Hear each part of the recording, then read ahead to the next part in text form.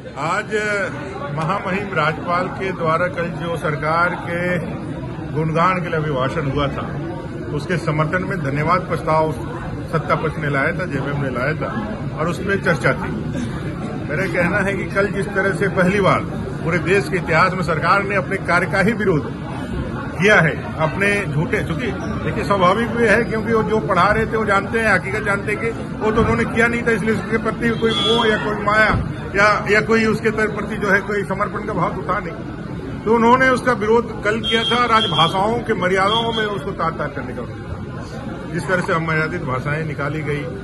एक निर्व्यक्तिक व्यक्ति जो किसी भी प्रकार से कोई प्रतिक्रिया नहीं दे सकता है संवैधानिक मर्यादाओं के कारण, तो उनके ऊपर लगातार आरोप के ऊपर आरोप लगाए चलते गए। तो मैं मानता हूं कि कुल मिलाकर के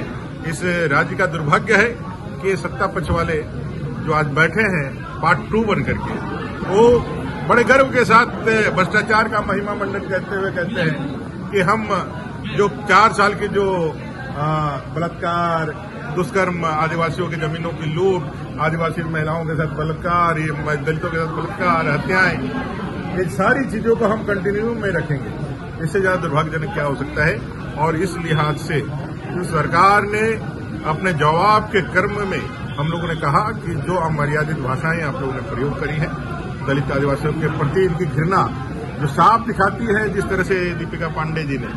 जिस तरह से सदन के अंदर जिन भाषाओं का प्रयोग किया, उनकी सामंतवादी मानसिकता का, दीपिका पांडे जी की उस मानसिकता का, कांग्रेस की उस मानसिकता का प्रदर्शन करता है। और हम लोगों ने कहा कि उनको माफी मांगना चाहिए। कांग्रेस ने कभी भी आदिवासी दलितों को सम्मान नहीं दिया है। आज खूंटी में तो युवराज रात में रहे थे, धरती आबा बिरसा मुंडा जी के जन्म जयंती को सलाम करते हुए उनको अभिनंदन करते हुए उली हाथों के पावन धरती पर पहली बार देश के प्रधानमंत्री आजादी के 76 सालों के बाद जाते हैं और वहां के माटी का तिलक लगा करके देश को विकसित भारत के संकल्प लेते हैं और 2047 के विकसित भारत बनाने का अभियान चालू करते हैं। कभी कांग्रेस के इतने प्रधानमंत्री वहां गए नहीं,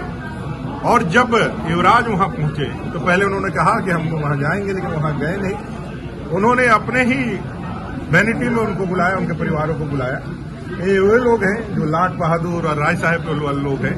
जो आदिवासी दलितों को ये समझते हैं कि वहां आ करके उनके घरों में उनके दरबार का शोभा बढ़ाए और उनका फोटो खिंचा करके वो दलित और आदिवासी प्रेम का ढोंग दर्शाएगा। दादा, दीपिका जी अभी भी बोल रही है कि उन्होंने कोई गलत शब्द का इस्तेमाल नहीं किया। दलितों को खोल करके और उसके जो भाषा का प्रयोग किया है, जो लोग करते हैं उनको तो गलत लगेगा ही नहीं, क्योंकि उनका तो इतिहास रहा है करने का और बड़े गर्व के साथ उसको दोहराने का संकल्प भी लेते हैं। उनका तो इतिहास बताता है ना। आज तक जो समरस समाज की स्थापना जो कांग्रेस ने नहीं किया था, दलित आदिवासियों को जो अत्याचार होता था, आज उस समरस समाज की स्थापना, एक सामाजिक न्याय की भी स्थापना नरेंद्र भाई मोदी जी के 10 साल के कार्यकाल में हुआ है। दीपिका जी के सारे शब्द मर्यादित किसी भी भारतीय नारी स्त्री का अलंकार नहीं हो सकता है। यह भाषा इटली के एंटोनियो मोलिनियो का ही भाषा हो सकता है, जो संस्कार उनके मन में है, उनके पार्टी में है। वो वही चरित्र और वही भाषा का प्रयोग दलितों आदिवासियों के लिए कर रहे हैं, और जो भाषा उनके मुंह से निकल रही है वो पूरे कांग्रेस पार्टी की वही शिक्षा है, वही मर्यादा है जो उन्होंने किया है और जो आगे करने वाले हैं, उसी का संकल्प